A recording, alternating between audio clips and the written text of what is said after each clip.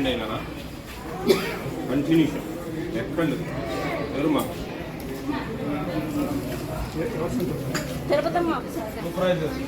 June నెలలో 15 10 continuation present.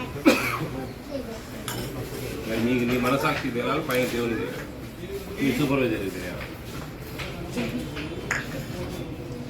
దేవుడు క్షమించడం మా చెప్తున్నా ఓపెన్గా.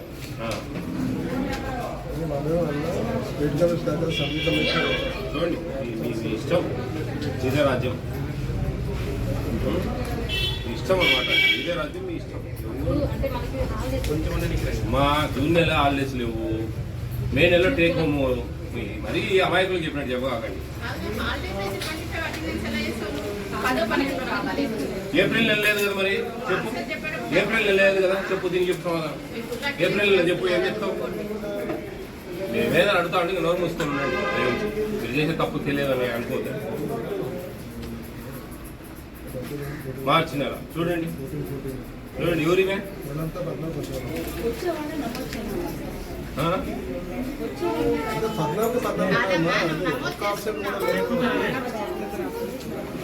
ఎక్కడ తల్లి, ఎక్కడ ఎక్కడ ఆప్షన్ ఉంది? ఏం కదా, ఏమి వేయాల? మరి అమాయకంగా మాట్లాడతావే. చూపి ఒకటి, ఒక ఆప్షన్ చూపి. ఏ నెల ఇది? మార్చి నెల ఒక ఆప్షన్ చూపి. మార్చి నెల చూపి అంటే అది తిప్పుతావు. చూపి, ఒక ఆప్షన్ చూపి.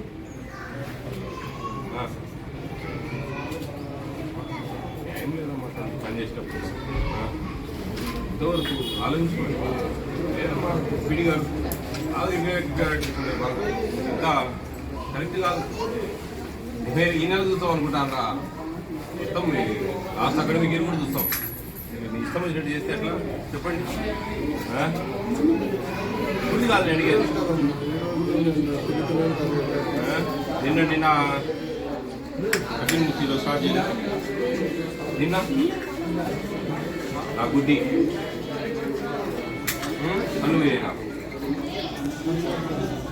ఏం మేడం అటెండెన్స్ చేయాలండి? ఎందుకని?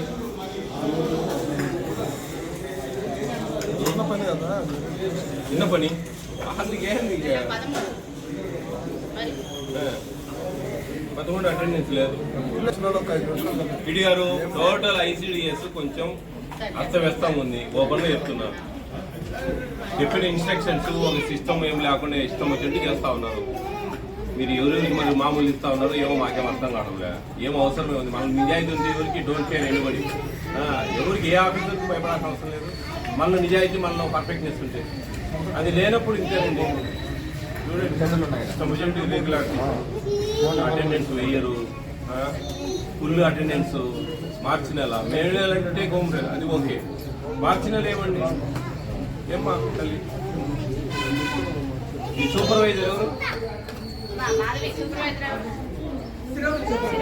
రండి, మా సూపర్వైజర్ లేకుండా ఇక్కడ ఏంది? మేము ఇక్కడ చూస్తా ఉంటే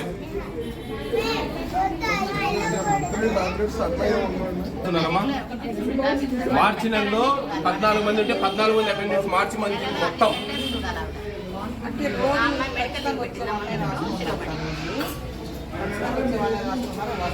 సమర్థిస్తున్నారా మీరు? మార్చి నెల ఎండాకాలము, పిల్లలు ఒక్కరోజు ఆబ్సెంట్ కారా తల్లి? ఇంకా నీ ప్రమేయం లేకుండా ఏం జరగదు. గుర్తుపెట్టుకో, నీ ఎంకరేజ్మెంట్ లేని ఏం జరగదు. నేను అటెండెన్సే వేయలేదా? మీ ప్రమేయం లేకుండా ఏమీ జరగదు. సూపర్వైజర్ ప్రమేయం లేకుండా ఏమీ జరగదు. మీకు పిల్లలు ఉన్నారు, దేవుడు ఒకడు ఉన్నాడు, చూస్తూ ఉన్నాడు అన్నీ మీరు చేసేటన్ని. మీ ఇష్టం వచ్చినట్టు చేస్తే ఏమవుతుంది? రేషను అంతా శాఖాహారులే, మాంసం అంతా మాయమవుతుంది. కరెక్ట్ కాదమ్మా మీరు రేషన్ ఇదంతా కొంచెం. పెద్ద పెద్ద స్కూళ్ళలో డిఓ గారు అడగండి. పెద్ద పెద్ద స్కూళ్ళలో ఆబ్సెంట్ ఉంటారు, దానికి ఒక రేషియో ఉంది, ఒక పర్సెంటేజ్ ఉంది. చిన్న పిల్లలు డైలీ 15 మంది పిల్లలు వస్తానే ఉంటారు డైలీ అంటే ఎంత అమాయకంగా.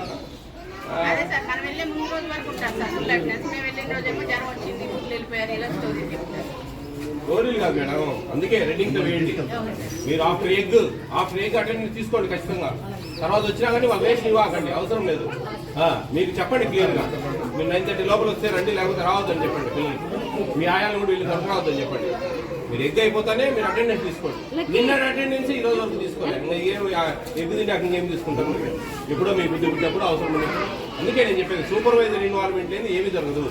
ఆమె పూర్తి స్థాయిలో మీరు ఆమె సహకరించుకొని మీరు దోసుకుంటా ఉన్నారు.